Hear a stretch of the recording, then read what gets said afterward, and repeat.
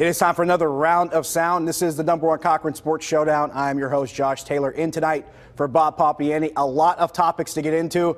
The Pirates on a hot streak. Training camp just a few days away for the Steelers, and quite a few drama points going on at the Open Championship. But we will start with our #1 topic of the night, which is the Pirates hot streak. 9 games in a row for your Pirates. And to help me discuss those topics and more, here is our panel from left to right on your screen.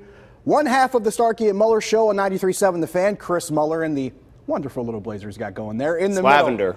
It's lavender blazer. It's an excellent color choice. In the middle, from The Athletic, covers the Steelers, Mark Kaboly. And on the far right, from the Pittsburgh Post-Gazette, it is Jason Mackey. Gentlemen, we will start talking with the Pirates here. We know they're on a 9-game winning streak. They have found their way into third place by virtue of their win and the Cardinals' loss. So they're now in third, 4.5 games out of the second wild card spot. Chris Mueller, we'll start with you. Predict what happens over the next 9 days between now and the trade deadline and what the Pirates will do. I think that they get beat 2 or 3. I mean, I feel stupid saying that because they keep winning and they've maxed out this streak so far. But I think they get beat 2 or 3 by a team with really good starting pitching in Cleveland. And regardless of what they do against the Mets, short of a sweep, and even then I'm not sure, I think Neil Huntington still leans towards sell. His comments today aren't going to be popular with a lot of people because, hey, 9-game winning streak, at the time 8 games when he was saying what he was saying. But he's right. Still a lot of teams to vault past, and they're still way back in the division. That's not even an option at this point.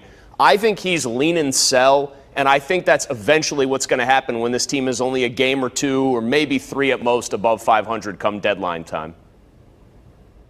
Mark, we'll go with you. What do the Pirates do in the next 9 days here? Well, I don't know what they're going to do. I know what I hope they do, what hope happens, and I hope they win 9 in a row. I hope they go, 9, 10, 11, 12 games over 500 and force the hand of this ownership to either make the big move to appease the fans, and we know how that's went over the years, or sell again and risk of losing more fans. I mean, you don't get many chances to make, a do-over, so to speak. The Pirates have a chance to do a do-over. I mean, do you really think they would do it, though, Mark? Do you really think Huntington looks at this team, and he doesn't even probably think of it like he thought of the 13, 14, 15 teams? I want to put him in that situation make that happen. But I don't even think being like 10 over 500, he would say anything but, well, this team just got on an insane hot streak at the right time. This is the same team that won 14 and 31 the 45 games preceding it. But how do you think that goes over with the fans, though? I mean, that's the problem. I mean, we're already down 10,000 per game. You know that's not going to come out of the owner's pocket.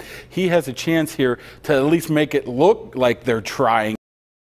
I think he has a chance to go out and get somebody. If you can find somebody, put him in here and see what they can do. So that's why I want to put him in that situation to force their hands of saying winning 16, 17 out of 19 or something. Then all of a sudden you're sellers. You don't do anything. It's not something that's will go over well because it hasn't went over well because look at the attendance. I would love to see Huntington put in that spot as well. And honestly, the way they're playing right now, they're red hot. I don't see how they're honestly going to cool down anytime soon. But sort of to Chris's point earlier, even if they start selling things off, I don't understand why that's a bad thing. I mean, I like Jordy Mercer there as much as the next guy, but I understand he's on an expiring contract and you have to get something for him. Is there a middle ground? I seem to think there is. If you sell off some of the guys that you know are going to be gone after this year, maybe you add a piece or two. I'm not in favor of selling off Felipe Rivero, or Vasquez, excuse me, but anybody who can reasonably sort of grow with this team beyond this year, I think they should keep. Corey Dickerson as another one who I would keep. But if you can kind of find a middle ground there, I don't know. I feel like Neil Huntington can kind of serve 2 masters in this game. I wouldn't sell, though, the guys you're naming, Jason, if you've decided that you're in it enough to at least not, to take from both sides of this, because what's Mercer realistically getting you in the open market? Yeah, I mean, nothing. Like Josh Harrison would be addition by subtraction at this point because he's just been putrid. And Sean Rodriguez, if he's suddenly hitting for power, actually does, I think, offer more kind of real versatility.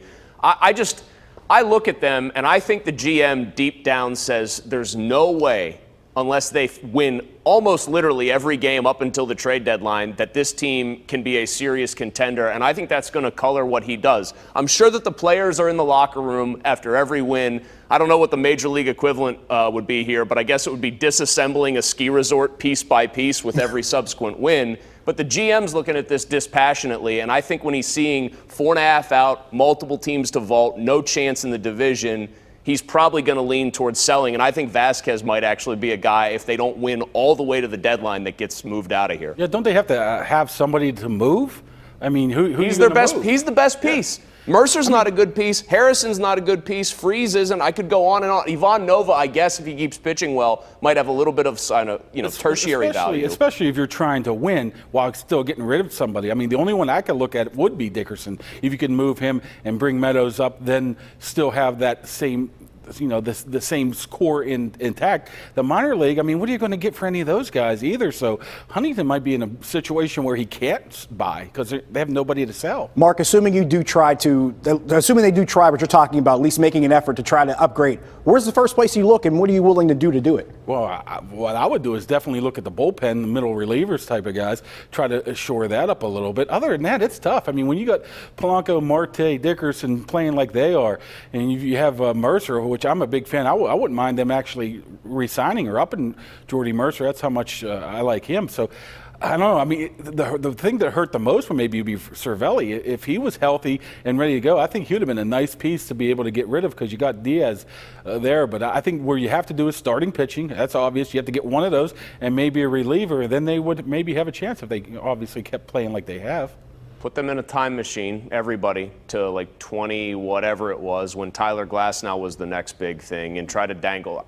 Honestly, I mean, kidding aside, they have Newman and Kramer that they think are going to come up in the minors and be their middle infield of the future, so they're not going to deal them. Mitch Keller's their best prospect. If Neil Huntington hasn't parted with an A-plus guy to bolster teams that were going to win 90-plus games, he's not going to do it now with a team that's on pace for 83.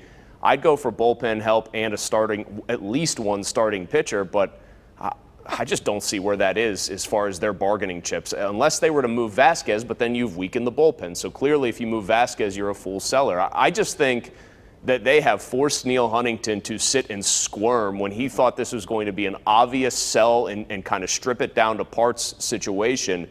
And this winning streak could not be coming at a worst possible time, or be in terms of its gravity, 9 games and counting, couldn't be worse in that sense either. But you have this stretch right now where that can turn around in a hurry. You lose 6 of 7, you get beat by Cleveland. This gets real interesting if they take 2 of 3 or even sweep Cleveland, because Cleveland's a very good baseball team that I think is going to get better. If they suddenly win that series and go 2-1 and then have a pretty bad Mets team in front of them for 4 games, then it gets awfully interesting for Neil Huntington, and he has to probably kind of bite down hard and just say, I'm at least sailing along with these guys the rest of the way. And they're facing a Cy Young winner in Corey Kluber to start out, plus a couple of guys in that lineup that have combined for 55 home runs already this season. So it's a tough draw already in Cleveland. When an owner puts together the perfect team, they know it will be a winner. That must be how Rob Cochran feels about number 1 Cochran Nissan. Number 1 Cochran just acquired Pittsburgh East Nissan and West Hills Nissan, giving them 3 local Nissan stores and Pittsburgh's first ever Nissan Super Group. The triple grand opening event is going on now with 3 times the pricing power and 3 times the inventory. Number 1 Cochran Nissan, Monroeville, West Hills, and South Hills. Talking Steelers when we come back. The number 1 Cochran Sports Showdown is brought to you by number 1 Cochran, Go One Better, and by Highmark Blue Cross Blue Shield. Have a greater hand in your health.